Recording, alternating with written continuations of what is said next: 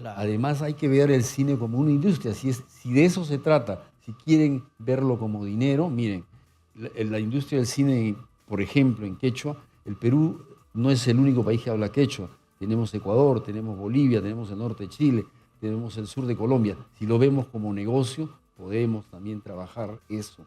Podemos exportar cultura. Somos un país tan rico que como exportamos comida al mundo, de repente en algún momento podemos exportar cine también. Vamos a salir del escenario, de la situación social, política, de lo que revierte en estos momentos el país y vamos a entrar al plano cultural sin salir del escenario social cultural de los peruanos, porque estamos aquí en los estudios con César Galindo, director de la película Quillapa Huawan, y además recordemos esta película que ha marcado muchísimo en el imaginario popular y ha tocado fibras muy sensibles de la gente que la vio, Villa Pirca, que el año 2022 terminó generando mucha atención y buenas críticas y varios premios, además, en los festivales que ha participado. Lamentablemente no tuve el privilegio de ver esta película Villa Pirca, pero sí me dieron enormes referencias, muy buenas referencias respecto a la calidad con la que se terminó abordando y el cómo tocaba muchas emociones en el público que sí tuvo el privilegio de verla. César Galindo, director de esa película, y también de la siguiente película que ya Wawan, está con nosotros aquí en los estudios de Exitosa. Señor Galindo, buenos días, bienvenido a Exitosa. Muy buenos días por invitarme a... Si podría acercarse un poco más al micrófono, por favor. Muy buenos días por invitarme, ¿no?, a Exitosa y poder conversar sobre el cine peruano, el cine en quechua, el cine regional y de eso. Muchas gracias. No, y gracias. Y es más, usted en su momento también dijo que pretende hacer del quechua un idioma universal. Y eso se sintió y eso lo compartió la gente cuando vio su producción anterior, Villa Pirca. Y ahora, ¿qué le motiva a esa siguiente producción, esa siguiente película con Quillapa Huawan? Mire, yo estoy haciendo una trilogía en quechua, ver la cultura andina, nuestra cultura, digamos, a través de tres perspectivas diferentes. La primera fue una comedia dramática, esta segunda es una tragedia andina, como podría ser una tragedia griega, y la tercera voy a tocar la mitología andina. Entonces quiero abordar, digamos, el mundo andino de tres perspectivas porque considero que nuestra cultura es tan grande, nuestra cultura es universal. El hecho es que de repente nunca no lo hemos planteado de esa manera, pero yo pienso que no solo somos historia, no solo somos pasado, sino somos también un pueblo que se manifiesta ahora, en el presente, de manera contemporánea. Claro, y es interesante lo que pretende hacer usted porque nos está llevando, nos está sumergiendo a la cosmovisión altoandina. En el caso de Cusco, por ejemplo, cuando hablamos de tantas historias que hemos aprendido, leyendas que hemos aprendido en época escolar, ¿cuánto podríamos ver dentro de la producción cinematográfica que está haciendo usted? Mire, yo creo que en general la historia del Perú, la que nos han enseñado en el colegio, es la que aparece desde la llegada de los españoles.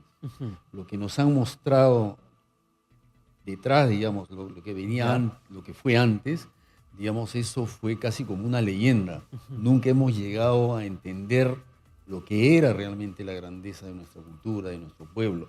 Y digo esto no es con afán de volver al pasado, ni romantizar, digamos, el periodo inca, digamos. Lo que yo creo es que somos una cultura capaz de reinventarnos, capaz de proponer cosas universales, cosas contemporáneas, con nuestro propio idioma, porque tenemos todos los pueblos en el mundo, o todas las personas tienen el derecho a expresarse en su propio idioma. Claro, y cuando usted habla de eso, tiene mucho de razón, porque nosotros hemos aprendido lo que nos han permitido conocer, pero hay mucho que desconocemos, que ignoramos. Por ejemplo, yo vengo de una región amazónica como es la región Loreto.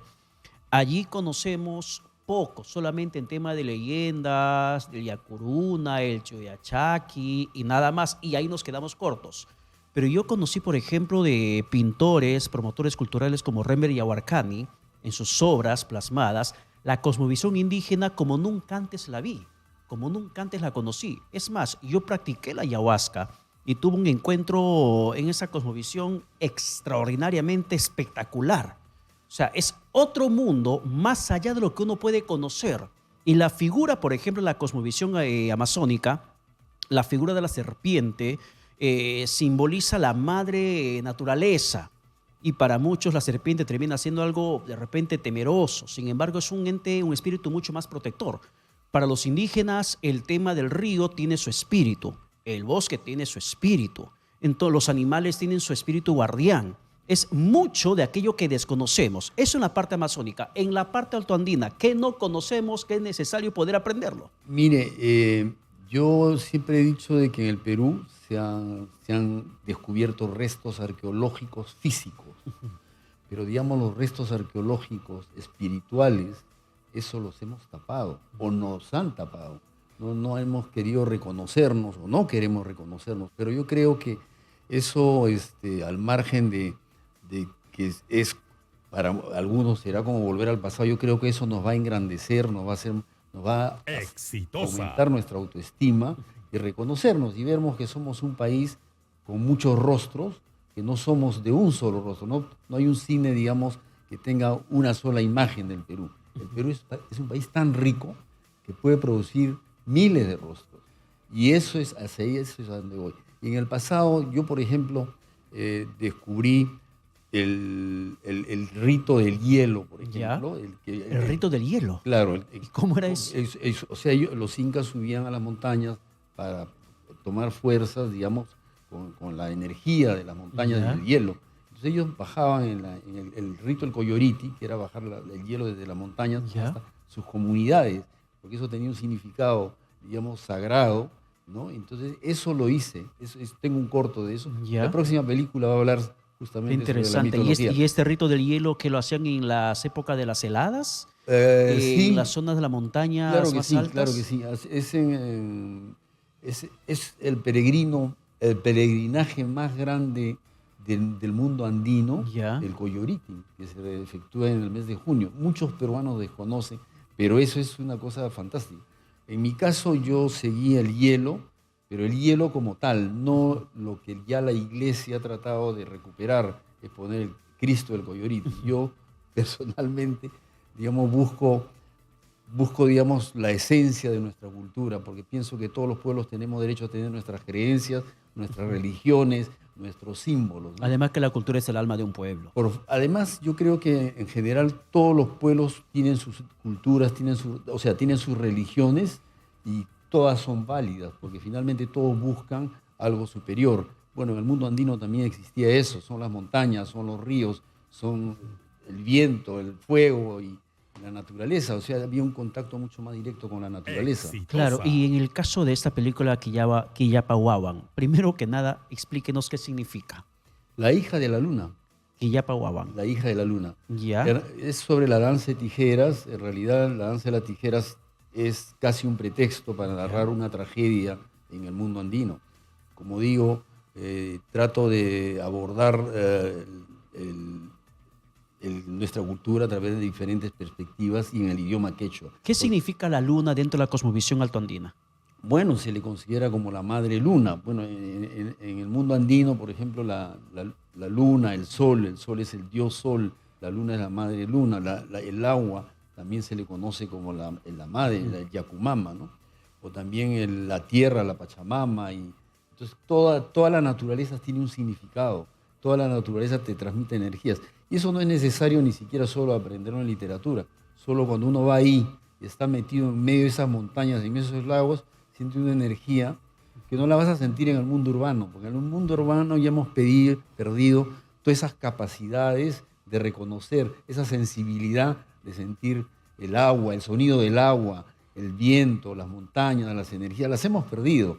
O sea, en el mundo tuareg, por ejemplo, en el Sahara, ellos pueden ver a kilómetros, pueden ver quién viene. Esa capacidad visual ya la ha perdido el hombre urbano. El hombre urbano estamos más pegados a una pantalla ahora. La pantalla. Entonces el sentido del olfato, el sentido sonoro, ¿no? Imagínense, los incas en eso eran maravillosos, eran unos tipos muy sensibles, unos tipos de una locura increíble. Usted se sube a las alturas de Pisac, se sienta ahí y usted escucha la acústica del río. uno dice, estos tipos han tenido que ser gozadores. Claro, pero siempre y cuando abras tus sentidos a esa experiencia sensorial. Claro, por O sea, eso. si abres tus sentidos, si te entregas ese momento, puedes sentir la energía del río, la energía del viento, del sol, más allá de la experiencia misma de decir tengo mucho calor o Claro. simplemente ignorar lo que está pasando en Por la supuesto, naturaleza. por supuesto que sí, o el mar, o Claro. digamos, todos esos sonidos o las energías que puedan transmitir a uno, que las estamos perdiendo, ¿no? Cada vez más. Entonces, en la película yo trato de recuperar ese tipo de cosas, transmitir, o sea, sentido, darle sentido al agua, al viento, a las piedras, a las montañas, como lo hacía José María Arguedas en su literatura. Yo no digo que voy a lograr lo que logró José María Arguedas, pero trato de recuperar esas sensaciones, digamos, visualmente en el cine. ¿Y quiénes actúan en esta película? Magali Solier, ¿Ya? es el retorno de Magali Solier, que es para mí, una de las más grandes actrices de todos los tiempos en este país, entre hombres y mujeres. Considero que nunca ha habido un ícono de tal envergadura. Y bueno, con ella y Chimango Lares, que es un violinista conocido en el mundo andino, y la joven actriz Carolina Luján. Ya. ¿Y eso dónde se da la trama? ¿Dónde ha sido el rodaje? Un poco para ir Eso ha conociendo sido en este argumento de la el departamento película. de Ayacucho, en Huanta, porque, o sea, cuando yo iba a rodar, la llamé a Magali y me dice, mira, te invito a que vengas a mi pueblo para enseñarte algunas cosas. Entonces Magali, llegué, me esperaban en la estación de bus o de autos, porque solo seguía ahí, y de ahí subimos, me llevó a Razuhuilca. Ya. Que es una laguna que está al pie del Apu, Razuhuilca, ¿no? Entonces ahí entendí que mi guión tenía que tomar otra forma, que mi guión debía de crecer, que los cerros me hablaban, que el agua me hablaba, la naturaleza me hablaba, las grietas de la Y sequía. hasta le hizo cambiar de locación. No, lo que me hizo es sobre todo reflexionar sobre cómo podía traducir o cómo podía introducir yo esos valores dentro de la película. Ya. Entonces el agua tiene un sentido ahora en la película, el viento tiene un sentido, las piedras tienen un sentido, porque digamos eso me provocó mi relación con la naturaleza. Claro. ¿Y cuándo podríamos ver el estreno de esta película? Va a ser en noviembre, pero ahora en el Festival de Lima, en Ya, el Cine de el que Lima, está dando en estos momentos. ayer fue la premier, el estreno, y los invito a que vayan al Festival de Lima. O sea, lo podemos ver ahora. Bueno, el 13 van a pasarla en la sala, ya pasó ayer en estreno, Ya. Pero el 13 va a pasar en la sala Armando Robles Godoy. Pero al margen de ir a ver Quillapa Guaguán, vayan a ver cine peruano, vayan al Festival de Cine de Lima. Yo pienso de que el cine peruano lo tenemos que construir los directores, los actores y también el público. Todos tenemos que contribuir a crear nuestro cine peruano, nuestro cine con identidad, donde nos reconozcamos todos los pueblos de este país tan rico. Exactamente. Vamos terminando por el inicio. La pregunta inicial que debía hacerle, ¿cuál es el argumento de la película? ¿Cómo es que gira esa trama de la película? Bueno, el argumento es que una niña descubre que su padre fue danzante de tijeras y ella quiere ser danzante de tijeras. Entonces ella logra ser danzante de tijeras. Esa es la trama, digamos, que digamos es lo básico. Ya, y ahí hay una conexión con la luna.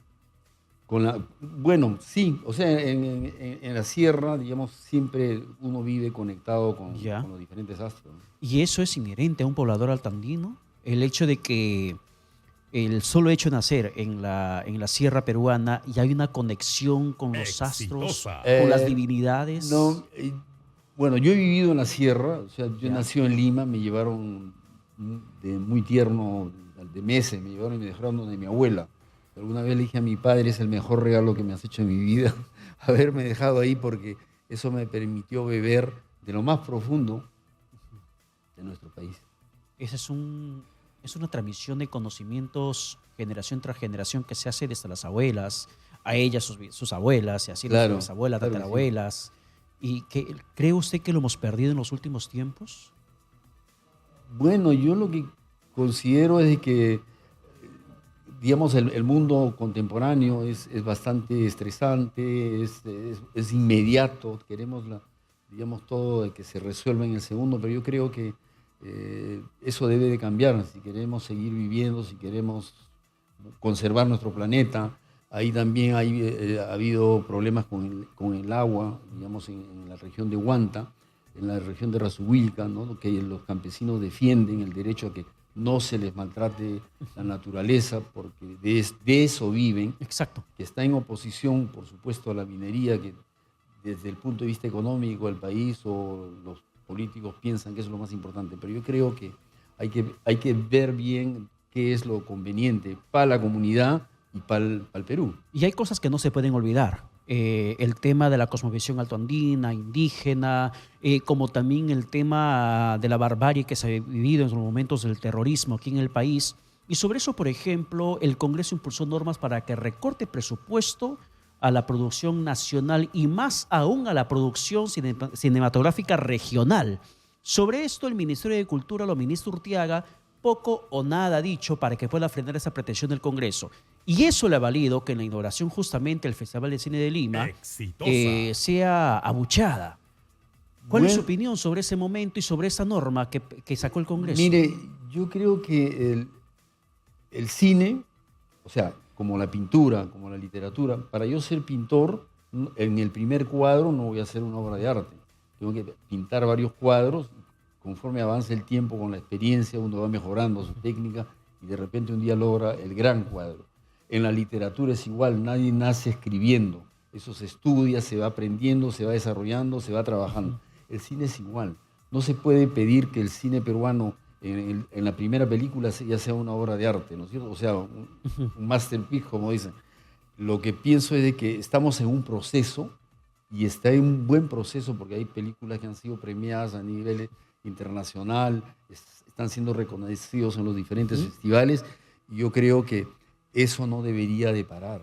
Claro. Además hay que ver el cine como una industria, si de eso se trata, si quieren verlo como dinero, miren, la industria del cine, por ejemplo, en quechua, el Perú no es el único país que habla quechua, tenemos Ecuador, tenemos Bolivia, tenemos el norte de Chile, tenemos el sur de Colombia. Si lo vemos como negocio, podemos también trabajar eso. Podemos exportar cultura. Somos un país tan rico que como exportamos comida al mundo, de repente en algún momento podemos exportar cine también al mundo. Exactamente. ¿Y usted se sumó a la buchola, ministro Urtiaga? ¿También ha pifiado, ha silbado en contra de ella? Bueno, todos los que sentimos descontento con lo que pasa, digamos, evidentemente tenemos que expresar. Claro, y hay cosas que se tienen que corregir. No, o sea, esto no es afán de oponerse por oponerse. Las cosas tienen una lógica, las cosas tienen un sentido. Nadie protesta porque está loco, ¿no? O sea, alguien protesta como una reacción ante algo que es injusto. Y desgraciadamente hay cosas que hay que manifestarse para expresar lo que pensamos. Claro, y hay un sociólogo que hace unos días terminó pronunciando sobre lo que vivieron dos congresistas en un bar de Barranco, en la cual menciona que la culpa no tiene la gente, son los políticos los que están cosechando lo que siembran precisamente con su accionar diariamente frente a todo el país. Y así que son los políticos los que toman decisiones sobre lo que tendrían que mejorar su conducta y las decisiones que toman con la situación de poder que tienen en estos momentos. Señor Galindo, muchas gracias por estar con nosotros. Sí, un honor tenerlo aquí en los estudios. Y por favor, brevemente invita a la gente que pueda presenciar el estreno de esa película que es para este martes, la exhibición en el Festival de Cine de Lima. Sí, miren, sobre todo los invito a que vayan a ver las películas peruanas, vayan al Festival de Cine de Lima, aprovechen que es una gran oportunidad para cotejar ideas, cotejar culturas, cotejar pensamientos y ver que no somos solo un país aislado, sino que existimos dentro de este mundo globalizado. Bien, muchísimas gracias por estar con nosotros. Muchísimas gracias a usted. Brevemente, ¿en qué sala y a qué hora se va a dar la película Quillapa Huaban? La sala Armando Robles Godoy. ¿Ya? El 13. 13, el martes. Sí, sí. ¿A qué hora? Debe ser 7:30. O sea, hay que revisar la programación del Festival de Cine de Lima. Por favor, sí. Pero es este martes 13. Este martes, sí. Perfecto, muchas gracias por estar con nosotros. Muchísimas gracias a usted por invitarme. Gracias y éxitos con esta producción cinematográfica.